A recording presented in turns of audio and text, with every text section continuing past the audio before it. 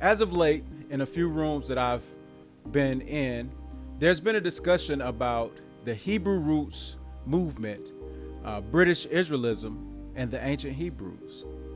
Well, who are the British Israelites? Do these British Israelites have anything to do with the ancient land of Israel? Or could the British Israelites indeed have a connection to the children of Ham from Scripture? All these things and more I want to discuss on today's episode.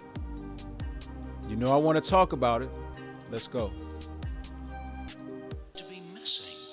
Moving, Lord, I'm alone. I'm alone. Welcome to the Radio Brew. My name's T. Edge, King Beaker for the Brew. And today, as I mentioned, we are discussing the British Israelites. Who are they and where did they come from? As a reminder, just for those who are new to my page, to my channel, I would ask that you click that little button down there in the left-hand corner. If you don't see the button, just turn your phone sideways. Click that button, subscribe to the channel. Also, click that notification bell so that whenever I post new videos, you will be notified, but also so that YouTube can pick it up and all this information will get routed out to as many people as would like to hear it. As we discuss the British Israelites, let's delve into this book, The British Israelites. This book is written by Lieutenant Colonel H.W.J. Sr. And in this book, there are quite a few things that I'd like to go over. Now, just as I have in the past, I'm not going to read everything on the page, but I will include the pages so that you can just pause the video and you can read at your leisure everything on the page, or take your time and digest the small fragments that I do go over. So, first, what is British Israelism? British Israelism is the pseudo-archaeological belief that the people of the British Isles are genetically, racially, and linguistically the direct descendants of the 10 lost tribes of ancient Israel. With roots in the 16th century, British Israelism was inspired by several 19th century English writings, such as John Wilson's 1840, Our Israelitish Origin. Numerous British Israelite organizations were set up throughout the British Empire as well as in the United States from the 1870s and onward. A number of these organizations are independently active as of the early 21st century. In America, the idea gave rise to the Christian identity movement. So on page 1 of the book entitled The British Israelites, at the bottom it reads, "In the Western Asiatic inscriptions of the British Museum, Volume 3, page 10, occurs the following copy of a fragmentary inscription of the Tiglath-Pileser II, who reigned in Assyria, BC 740. The land of Beth Cumri, Samaria, the population, the gods of its people. I sent to Assyria, their king Pekah had been slain. I appointed Hoshea over the kingdom." These gentlemen believe that they are, in fact, those Hebrews that were taken over by the Assyrian Empire. At the bottom of page 2, we see the same writer says that a people known to their neighbors as Semiri, Gimri, or probably Gomorim, attained a considerable power in the Western Asia and Eastern Europe within the period indicated by the date BC 800 to 600 is a fact which can scarcely be said to admit of a doubt. Herodotus, Book 4, Essay 1. Now the Qumri, called sometimes Gemri, the tribes were known by the Greeks as Semoril and Cimbri, by the Romans about 650 to 630 BC in the east of Europe. They, the Cymri, have been traced to Cumberland in Britain and to Cumbria and Wales, and are spoken of as the Cymri. Rollins says, the Cumerians, when the Scythians fell upon them from the east, must have gradually retreated westward. Now, this book goes on to a few different depths to tell us who these people known as Cymri, Gimri, or the Cumerians are.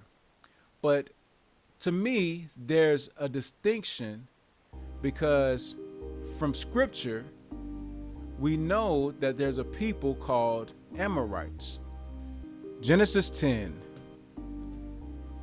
beginning at verse 15. And Canaan begot Sidon, his firstborn, and Heth, and the Jebusite, and the Amorite, and the Girgasite, and the Hivite, and the Archite, and the Sinite, and the Arvadite, and the Zemarite, and the Hamathite, and afterward were the families of the Canaanites spread abroad. And the border of the Canaanites was from Sidon, as thou comest to Gerar, unto Gaza, as thou goest unto Sodom and Gomorrah, and Admah, and Zobaim, even unto Lasha. These are the sons of Ham after their families, after their tongues, in their countries, and in their nations. Now, to us, when we hear the name Amorite, it doesn't really have a correlation. But when we look at the Hebrew word, or the Hebrew name for the Amorites, it is pronounced Emori, which sounds a lot like Cymri, or Gimri, or Cumerian. Of course, in the Hebrew dialect, there's a guttural speaking tone, so maybe there's a correlation there between who these people are. Could they really be the Amorites of old time?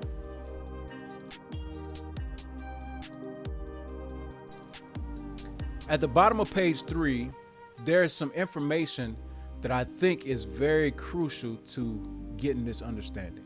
The ethnic names of Gimri occurs in the cuneiform records as the Semite equivalent of the Aryan name Saka or Sakai.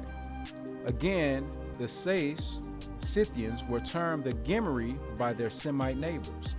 It is very remarkable that in the Achaemenian inscriptions, the Saxon or Scythic population, which was widely spread over the Persian Empire, receives in the Babylonian transcripts the name of Gimri, which looks as if this were the Semite equivalent for the Aryan name of Saka or Scythi.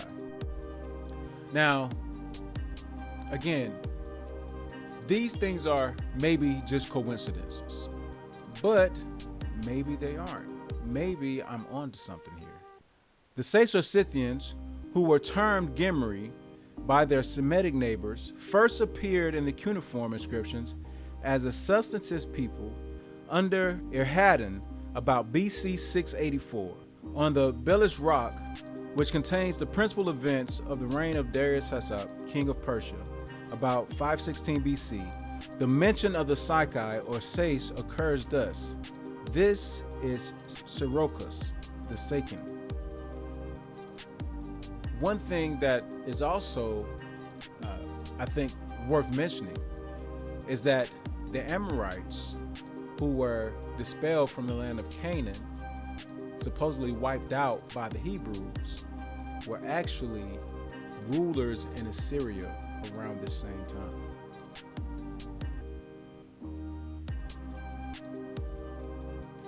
In this book about the Amorites, on page 172 it reads, "There's a feature about the records of the Amorites on which much stress has been laid, and that is the fact that in some Egyptian monuments and tomb paintings, people resembling the Amorites in type and depiction as coming from Syria are shown as white-skinned, blue-eyed, and in some cases fair-haired. The evidence as who the actual people so depicted were is not altogether satisfactory, but it is quite certain that the Egyptians did recognize a fair people in the northern Syria, and that they represented them of a type in many cases similar to the Amorites." Now, what is the significance of the Amorite people? Well, We know in Genesis 15, there's a prophecy given to Abraham. Genesis 15, verse 16. But in the fourth generation, they shall come hither again, for the iniquity of the Amorites is not yet full. Now, many say that the iniquity of the Amorites was full when the children of Israel came out of Egypt and expelled the Amorites out of the land of Canaan and took over. But if we read the scriptures, we understand that the children of Israel did not completely expel the Amorites, that they still existed amongst them. So it is only right that these people still exist in the world today. And just as we've shown, they ruled in Assyria, they've been called nomads, and there's a strange people who are migrating across Western Europe known as Simmery or Gimmery, when the original Hebrew name for the Amorites is Emory. Now, before we get out of here, I just want to tie some things in so that we understand that I'm not just trying to make a people out of these Amorites. Again, in the book, The British Israelites, there's a section that's devoted to the customs of these Amorite people. On page 32, Yule is the Chaldee name for an infant or little child. And as the 25th of December was called by our pagan Anglo-Saxon ancestors Yule Day or the Child's Day, and the night that preceded it, Mother Night, long before they came in contact with Christians, that significantly proves its real character. Now, for those who don't understand, we sing Yuletide carols to this day. And during our Christmas holiday season, they burn what is known as Yule Logs. This tells us that the Yule is a child, and it comes from the Chaldee tradition, where they worship Baal and they sacrifice their children by burning them in the fire. These customs come from the Babylonian era, making this more prevalent that these British people, the Gimmery, are more closely related to the Hamite Amorite people. Furthermore, it tells us about the existence of the cross that is associated with the Christian church. Also on page 32, that which is now called the Christian cross was originally no Christian emblem at all, but was the mystic tau of the Chaldeans and the Egyptians, the true original form of the letter T, the initial of the name of Tammuz, which in Hebrew radically the same as ancient Chaldee, as found on coins, was formed as in number 5 of the accompanying woodcut. Later founded as a sacred symbol in Nineveh, and such a connection has led him to identify it with the sun. There's hardly a pagan tribe where the cross has not been found. The cross was worshipped by the pagan Celts long before the incarnation and death of Christ. Page 34. Figure 9 is a very ancient and widely spread felfut called cremspante by French antiquarians. Apologies if I pronounce anything incorrectly. And Thor's hammer mark by the Scandinavians. Dr. Schliemann in his Troy mentions having dug up from the ruins of ancient Troy many crosses of this form on objects of baked clay, called in Sanskrit for the origin of Indians, swastika, and another cross called by the same name and of like shape. They were large fire machines, the fire being produced by friction, Thus the crossbeams were placed on the ground horizontally, and pieces of wood named premetha dropped perpendicularly in a central hole and worked by a string produced the sacred fire. Now, for those who don't know, the people who were known as the Magi were originally people who worshipped fire. They were known as Zoroastrians, and they practiced Zoroastrianism.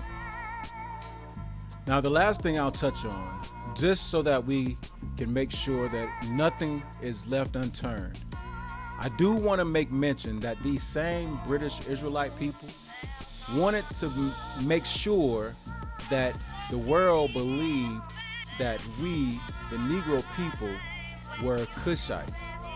On page 41, it says, "Now Nimrod, as the son of Cush, was black. In other words, was a Negro. Keeping this then in mind, it will be seen that in that figure, this tomb from Nineveh, we have both the prototype of the Anglo-Saxon Zer-Nebo-Gus, the seed of the prophet Cush, and the real original of the black adversary of mankind with horns and hooves."